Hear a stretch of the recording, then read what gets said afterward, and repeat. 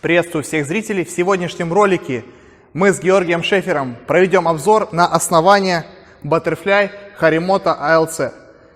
Прежде чем перейти к обзору, я скажу вам послойную структуру этого основания. Первый слой лимба, второй слой лимба, третий слой Arelate Carbon и сердцевина сделана из айоса. Основное сравнение во время этого обзора будет приковано к этому основанию с основанием Butterfly Viscaria. Первый элемент, на котором мы проведем обзор, это будет короткая игра.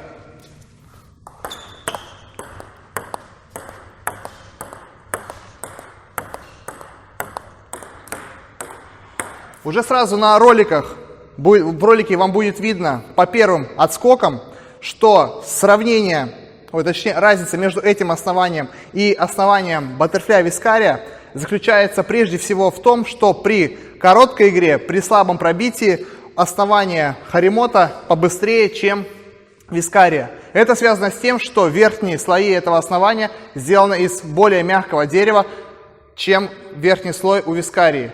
Напоминаю, что у Viscaria верхний слой кота.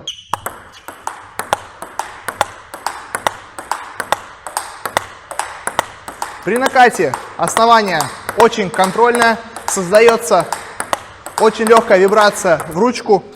Это уже на любителя, кому будет удобно, кому неудобно, здесь решайте сами.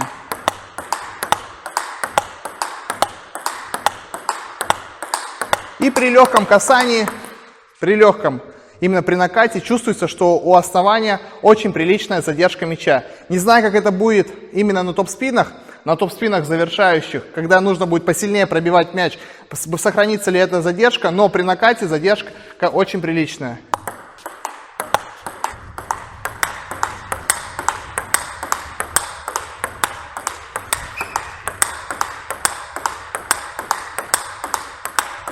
При накате то же самое, чувствуется приличная очень задержка и немного специфическое ощущение, что мячик туда влетел и прям как выстреливает оттуда, как такой с очень хорошей пружинкой.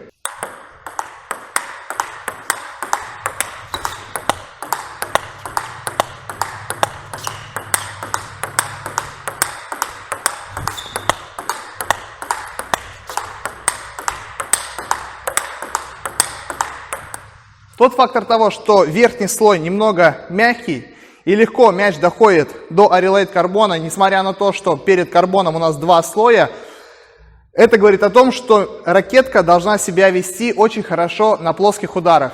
Это даже чувствуется уже при накате, что при пошлепывании мячик у нас не стремится в сетку, как это могло было быть при игре Viscaria, а немного вылетает. Но главное здесь руку не зажимать.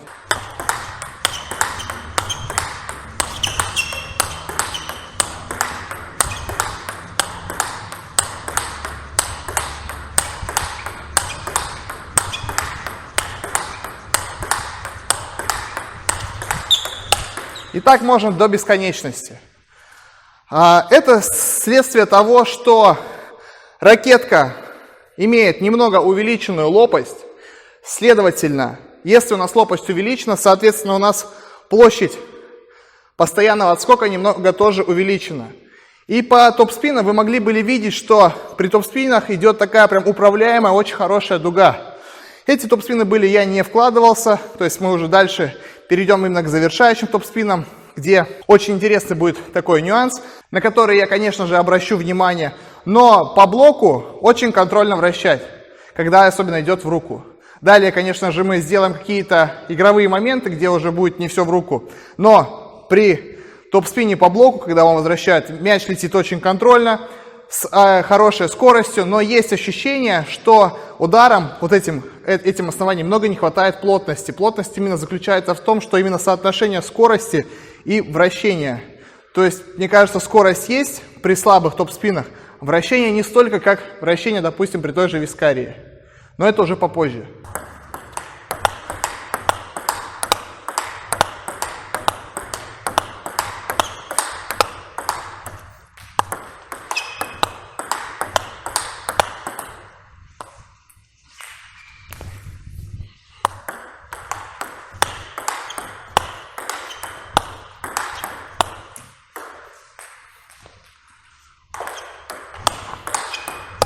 Ой, ух ты.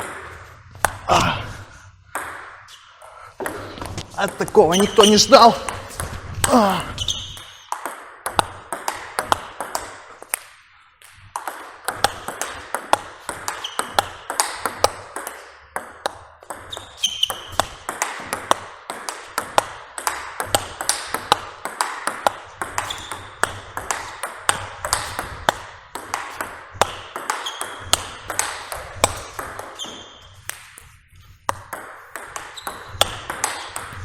При игре слева также чувствуется очень хороший контроль, но при этом, при именно моей технической базе, при игре слева на слабом пробитии возможно было создать большее вращение, чем при игре справа. То есть здесь уже позволяло мне сыграть его более тонко, и почему-то мяч крутился больше, чем справа. Но посмотрим, что это будет при усилении. Если честно, что было бы очень странно, приобретая инвентарь, в сумме который будет составлять более 30 тысяч и который будет вести себя некомфортно, либо некорректно на таких простейших элементах, как топ-спин справа, топ-спин слева. Поэтому уже в обзоре таких именно оснований, таких накладок, которые являются практически флагманами у этих фирм, нужно обращать именно на какие-то уже мельчайшие детали, а не на такие простейшие моменты. Сейчас мы совместим два в одном. Это и подачу, я смогу сказать, насколько комфортно было подавать, именно сильно вкладываться в подачу, и в начало первого хода. Также спросим мнение у Гоши, что он считает, какая ракетка вращала, и точнее мяч противнее летел от Вискарии, он, конечно же, помнит эти разящие топ-спины мои, и либо от Харимото.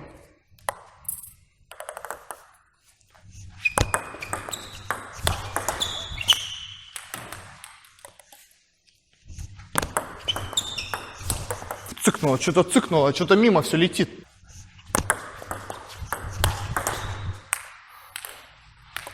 Я говорю, можно подставлять. Ну, давай влево буду вращать. Я думал, ты специально откидываешь, чтобы показать, что там дикая ракетка.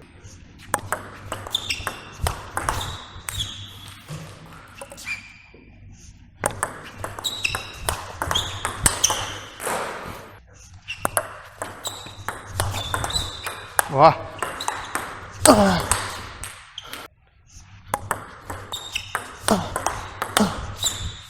Второй мяч.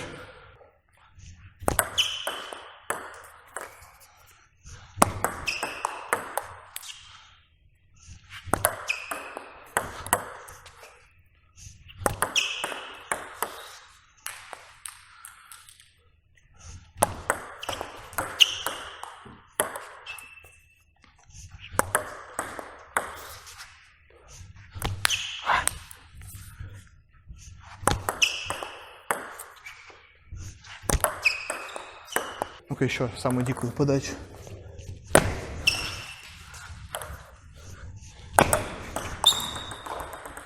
И поддался.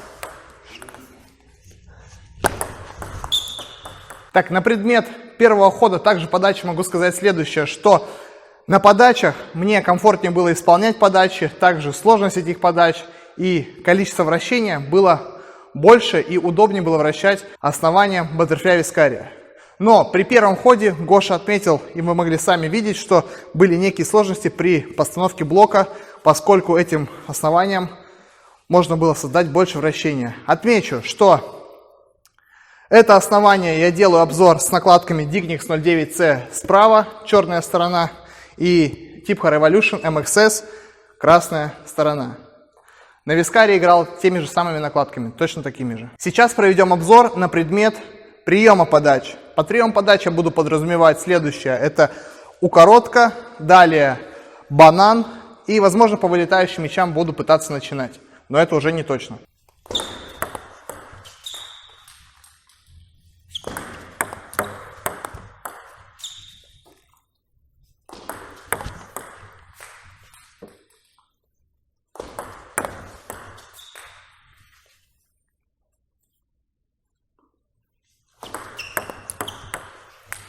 Ну, что на приеме-то она вообще какая-то слабовата.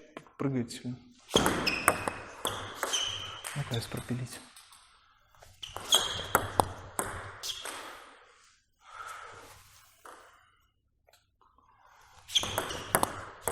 Ну, Что вообще как-то выпрыгивает из него, чувствую, что он прям куда-то. Вот банан хорошо и делать. Все скручивать. Вот есть скручивать, а вот укоротить что-то. О! Укоротил.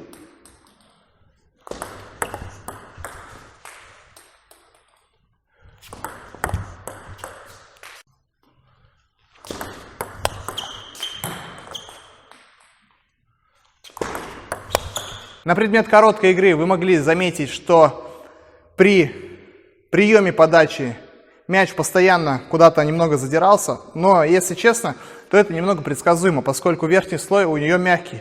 Мяч будет легко оттуда вылетать, поэтому здесь нужна очень хорошая корректировка именно после основания, у которых верхний слой жесткий, например, кота.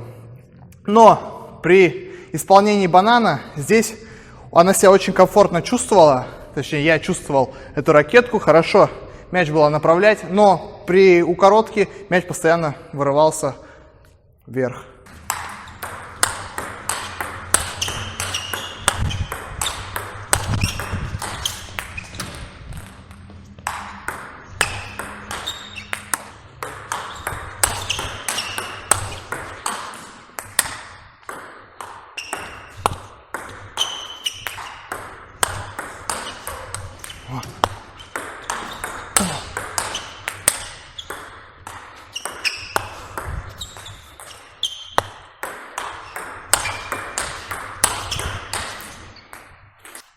Попробуй ты вот ей повращай.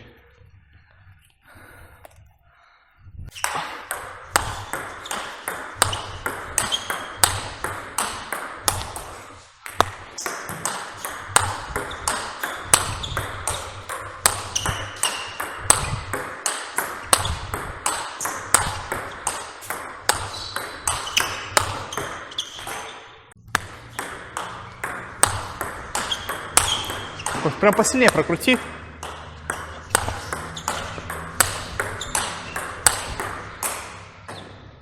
Ты прокручивал сейчас?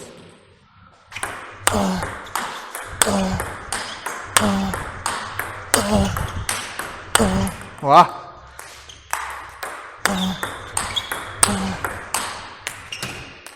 На предмет топс на топса вы сейчас посмотрели, могли были обратить внимание на полет мяча, на дугу и на реакцию моего напарника, который периодически ошибался после мяча, который летел от меня. Что могу сказать со своей стороны, что при перекруте мяча этой ракеткой немного меньше уходило энергии, чтобы мячик перекрутить, но постоянно создавалось ощущение, что если чуть-чуть сильнее мячик подшлепну, более плоско именно при сильном пробитии, то мяч у меня свалится в сетку. То есть ей нужно расслабленной рукой постоянно мячик прокручивать. Жестко в мячик играть этой ракеткой, как мне показалось, будет немного опасно, и мяч будет постоянно валиться в сетку. И на завершение этого ролика пройдемся по такому компоненту, как завершение мяча первым же топ-спином. То есть буду пытаться играть максимально жестко сразу по мячу и смогу сказать, куда у меня будет мячик. Будет держаться на ракетке, не будет держаться, или он будет сваливаться в сетку, как это постоянно у меня хотелось произойтись при игре топ-спина. Похудел, Гоша, заметно похудел? Нет. Спасибо.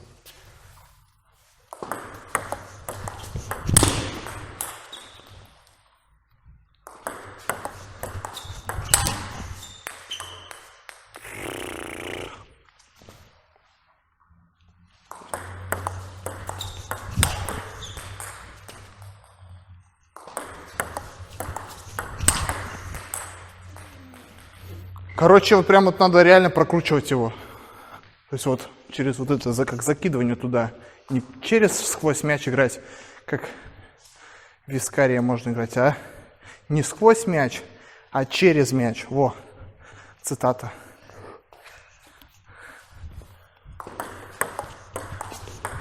Во. Большим надо оборотом.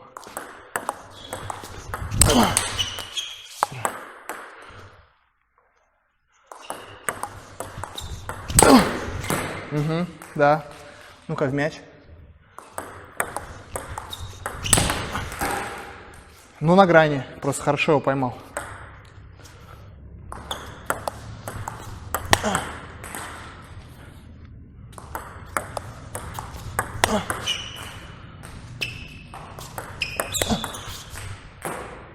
Сейчас при завершении первым мячом, при усилении первые два мяча я делал точно так же, как и делал постоянно на этой вискарии. То есть старался играть замахом прям в мяч, сквозь мячик. И мячик у меня не поднимался, как это было точнее, как я вам говорил, при топ-спинах, при топ-перекрутах. Но когда немного внес корректировку, делал не сквозь мяч, а через мяч. То есть постоянно мячик немного прокручивал. И тогда уже мяч, как мне показалось, с большей скоростью, с большим вращением уже стремился на сторону соперника. При игре слева сейчас я поделал первый ход. Тоже меньше нужно сделать усилий, чтобы сделать этот первый ход, чтобы добиться той же самой скорости. А также обращаю очень большое внимание на такой элемент, как банан. Этой ракеткой, этим сочетанием сделать очень превосходно. Теперь спросим мнение моего напарника, что он думает об этом сочетании, когда летели на его активные мячи. Это когда он подставлял блок, это когда мы делали топс на топс, и когда он подавал подачу, когда я принимал, то есть с другой стороны, как он чувствовал этот прием. То есть смог ли бы он все это сшибать, либо нет. Спросим у нашего серебряного призера высшей лиги, что он думает по поводу этого сочетания. Итак, первый вопрос. Каково было подставлять блок после топ-спина справа, топ-спина слева? Но когда ты делал навесной топ-спин, было очень тяжело его подставлять. Он как-то летел так непонятно. То в сторону куда-то отлетит, то вниз упадет. Вот в этом была сложность. А когда ты завершал, ну, как обычно, топ-спин шел. Как обычно, жесткий?